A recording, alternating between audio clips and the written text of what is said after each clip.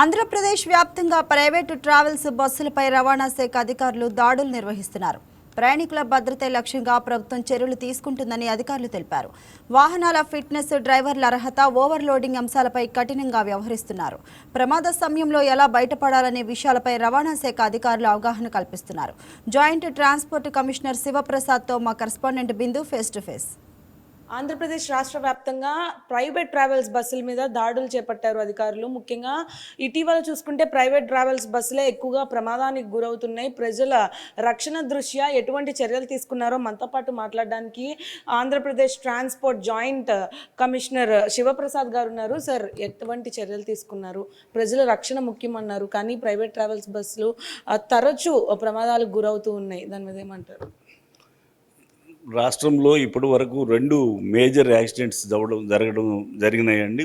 2 బస్సులు కాలిపోయినాయి. ఒకటి వచ్చేసి కర్నూలు దగ్గర మరి అక్టోబర్ 26న కాలిపోయింది. దాంట్లో దాదాపు 19 మంది సజీవ దహనం అవడం జరిగింది. అదేవిధంగా మార్చి 24వ తేదీన ఒక మార్కాపురం దగ్గర ఒక బస్సు కాలిపోయింది. ఆ బస్సులో దాదాపుగా 14 మంది సజీవ దహనం జరిగింది. అట్లాగే ఈ యొక్క మేజర్ యాక్సిడెంట్స్ని దృష్టిలో పెట్టుకొని మరి రాష్ట్ర వ్యాప్తంగా మరి మా యొక్క రవాణా శాఖ మంత్రివర్యులు అదేవిధంగా మా కమిషనర్ గారి ఆదేశాల మేరకు రాష్ట్ర వ్యాప్తంగా మేము ఎన్ఫోర్స్మెంట్ చేయడం జరుగుతూ ఉంది. ఇంకా కంటిన్యూ అవుతూ ఉంది.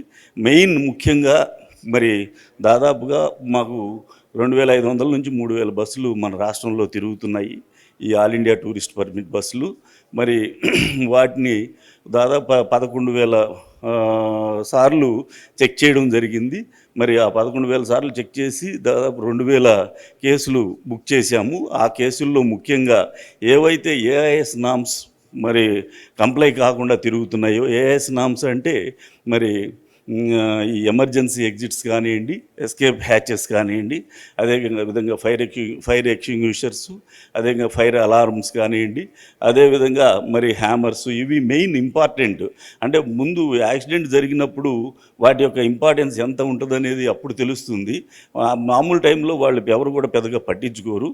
అది మెయిన్ బేస్ చేసుకుని వాటన్నిటిని తనిఖీ చేసి ఏ బస్సులో అయితే ఈ నామ్స్ కంప్లై కాలేదో వాటి మీద కేసులు బుక్ చేసి వాటిని సీజ్ చేయడం జరిగింది. అదేవిధంగా మరి ఓవర్ స్పీడ్ వెళ్ళే బస్సులు కూడా చెక్ చేశాము. చెక్ చేసి వాటిలో దాదాపు 12-13 బస్సులు సీజ్ చేయడం కూడా జరిగింది. మామూలుగా మార్కాపురం ఇన్సిడెంట్ జరిగిన తర్వాత కూడా ఎందుకు అంత చర్యలు తీసుకోలేదు? ప్రమాదాలు జరుగుతూ ఉన్నాయి తరచుగా. ఎక్కడోకక్కడ ప్రయాణికులు ఉన్న బస్సులు కానీ, నార్మల్ బస్సులు కానీ జరుగుతూనే. ముఖ్యంగా ట్రావెల్స్ బస్సులే ఎక్కువ జరుగుతున్నాయి. ఎందుకు కారణం? మేము మార్కాపురం ఇన్సిడెంట్ జరిగిన తర్వాత ఇంకా సివియర్ చేసాం మేడం. మేము దాదాపుగా ఇంతకుముందు ఈ బస్సులు ఏదైతే మర్కంటైల్ గూడ్స్ కానీ లేకపోతే సెకండ్ డ్రైవర్ లేడని కానీ సింపుల్ మామూలు చెక్ చేసి కేసులు రాసి పంపిస్తూ ఉండేవాళ్ళు. ఇప్పుడు ఆ పరిస్థితి లేదు. ఏదైనా సరే ఆఫీసులో ఇప్పుడు మేము మరి కంట్రోల్ రూమ్ కూడా ఏర్పాటు చేయడం జరిగింది. ఏ వెహికల్స్ అయితే మరి ఓవర్ స్పీడ్ వెళ్తున్నాయో జీపీఎస్ ద్వారా కనుక్కోవడం, ఆ బస్సుని ఆ డెస్టినేషన్ పాయింట్ దగ్గర ఆపి ఆ బస్సుని మళ్ళీ తీసుకెళ్ళి ఏటీఎస్లో సెకండ్ టైము వెరిఫై చేసి ఎస్ఎల్డి పనిచేస్తుందా లేదా, అది వర్క్ చేస్తుందా, వీళ్ళు ఏమైనా ట్యాంపర్ చేశారా, ఇవన్నీ వెరిఫై చేసి ఆ బస్సుల్ని సీజ్ చేయడం కూడా జరిగింది. ఇప్పుడు వరకు దాదాపు ఒక 12 బస్సుల దాకా సీజ్ చేశాము అప్రాక్సిమేట్లీ. బస్సులకి ప్రధానంగా బస్సుల యొక్క కండిషన్ అంటారా, లేదా డ్రైవర్ యొక్క నిర్లక్ష్యం అట్లా తీసుకోవచ్చా? డ్రైవర్ యొక్క నిర్లక్ష్యమే మేజర్ ఉంటుంది మేడం. మీకు డ్రైవర్ నిర్లక్ష్యం అంటే అతను ఓవర్ స్పీడ్తో బండి నడపాలి. ఎందుకంటే మా కాంపిటీషన్ ఉంటుంది. తొందరగా ముందు ఏ బండి ముందు వెళ్తే మరి ఆ బండినే ఎవరు కమ్యూటర్స్, ఈ ప్రయాణికులు ఎవరైతే ఉన్నారో వాళ్ళు అట్రాక్ట్ చేస్తారు. కాబట్టి ఆ బస్సుల్ని ఎక్కుతారని చెప్పేసి ఈ డ్రైవర్లు మరి ఓవర్ స్పీడ్ డ్రైవ్ చేయడం.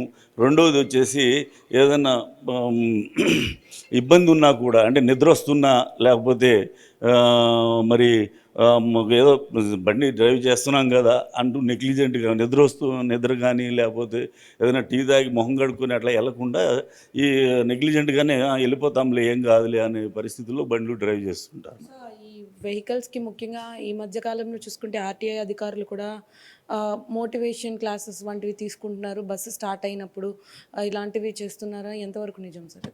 ఇప్పుడు మరి మీరే చూశారు, మరి ఫ్లైట్స్లో ఎట్లాగైతే వాళ్ళు ఎయిర్ హోస్టెస్ చెప్పడం జరుగుతుందో అదే విధంగా మా ఎగ్జిక్యూటివ్ ఆఫీసర్స్ కూడా ఈ డ్రైవర్లు ఎక్కడైతే ఒక 10-15 మంది గ్రూప్గా ఉంటారో వాళ్ళకి డ్రైవర్లకి, క్లీనర్లకి, అటు బస్ క్రూకి అవేర్నెస్ ప్రోగ్రామ్ కండక్ట్ చేయడం. అట్ ద సేమ్ టైమ్ మొన్న ఈ మధ్య మీరు సోషల్ మీడియాలో కూడా చూసి ఉంటారు, సిద్దిక్ అని మన ఎంఐ మచిలీపట్నం అతను బస్సులోకి వెళ్ళి ప్యాసింజర్లందరికీ ఇదిగోండి ఎమర్జెన్సీ ఎగ్జిట్ ఇట్లా ఉంటుంది, ఇదిగో ఈ హ్యామర్స్ మీకు ఏదైనా ఇబ్బంది వచ్చిందంటే అద్దాలు పగలగొట్టవచ్చు, అదేవిధంగా ఎస్కేప్ హ్యాచెస్ గురించి ఇవన్నీ చెప్పి వాళ్ళకి అవేర్నెస్ క్రియేట్ చేయడం కూడా జరుగుతుంది. అట్లే స్టేట్ వైడ్ చేస్తున్నారు మేడం.